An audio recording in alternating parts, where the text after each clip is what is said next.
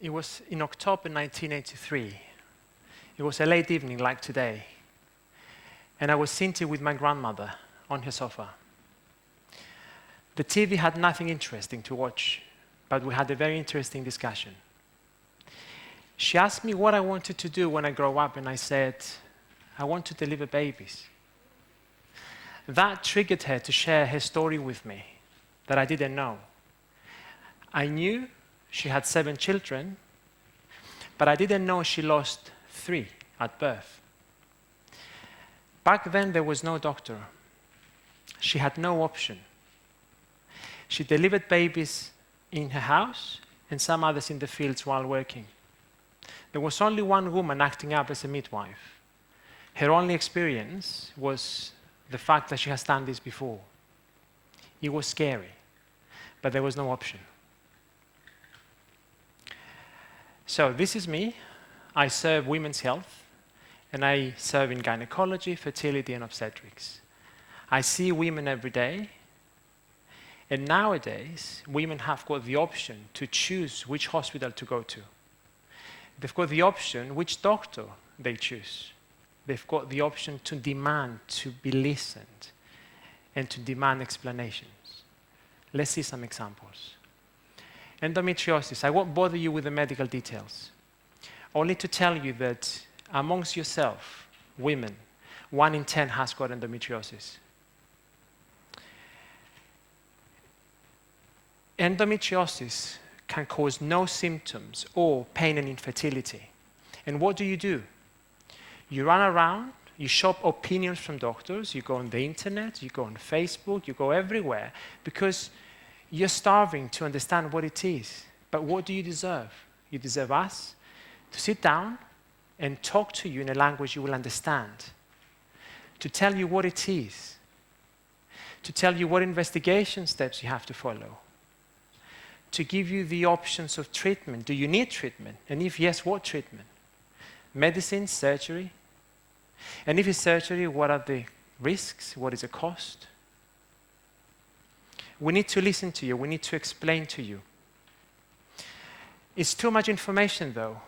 You cannot make up your mind. You need to just get out, go back home, read your information again, reflect what you heard, and come back in your own time to discuss what you want to do. Tell us your choice. That's called informed choice. Let's see another example, fertility. A huge topic in my everyday practice. A lot of infertile couples nowadays. It might be your first time going through a treatment. It might be your 10th time going through a treatment. You're still frustrated, anxious, upset. You might be depressed. We're here for you. Demand explanations from us. You want to know why you can't get pregnant. We might find the reason, we might not. But we're here to tell you again the investigations you need to go through. Your treatment options. It might be treatment 1, 2, or 3. Let's compare them. Let's see what the protocols say. Let's see what the experience say. What is the cost in every treatment? What are the risks? What are the side effects?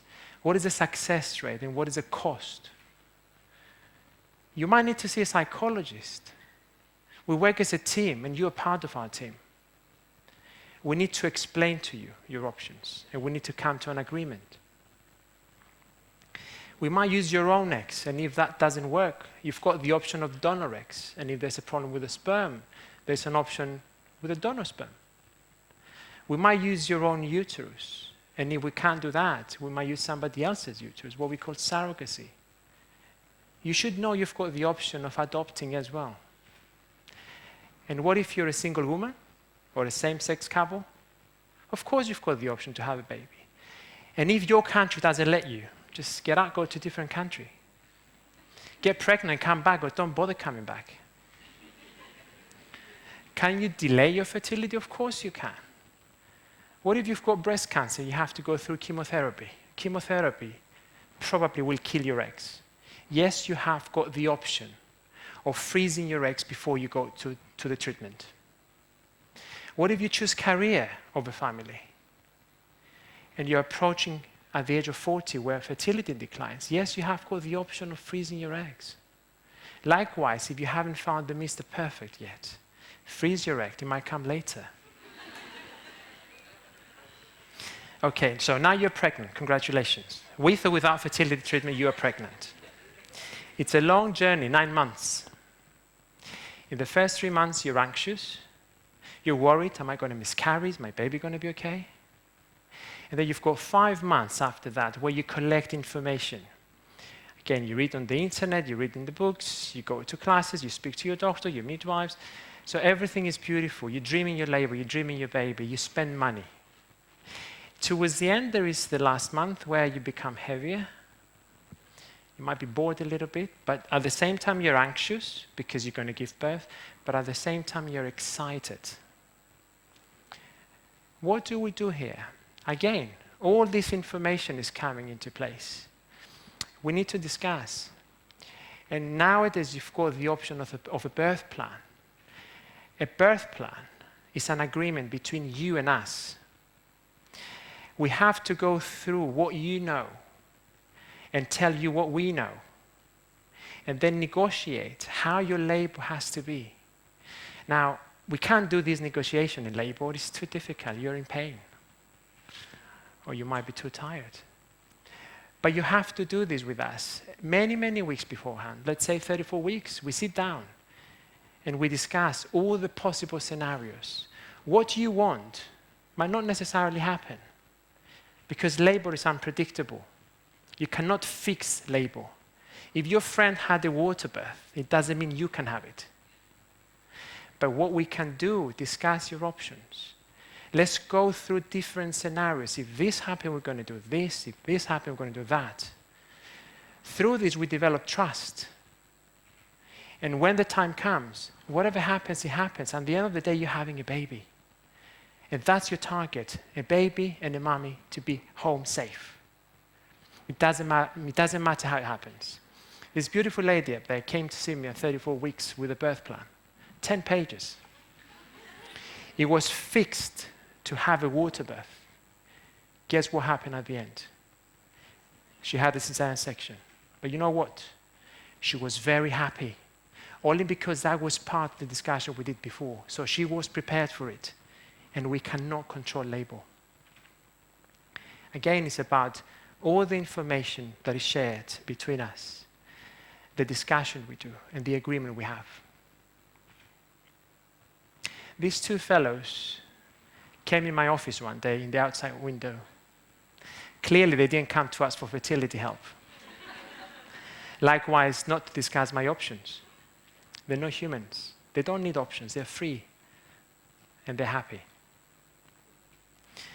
So we're in October 2016, a late evening, like back in my grandmother's story. Back then, there was no option. Whereas now, it's about time to know we've got options. It's about time to give out this gift that is called options. And it's about time medicine speaks to patients. It's happening in many countries, but not in all, and it should happen to all. Let me explain to you what I call the modern doctor. We are human beings, and we do mistakes too. But we owe to share with you our knowledge in a language you will understand. We have to share with you medicine in a way you will understand.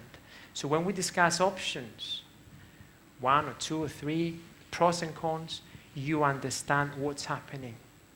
And you make an informed choice for which you're also responsible. We listen to each other. We discuss. We need to understand each other.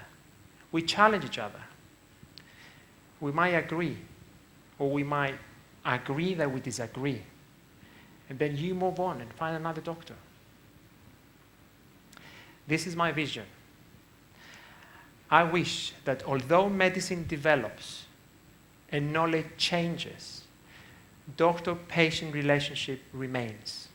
We are both humans that need to understand each other. And it's about time to do this and consider it.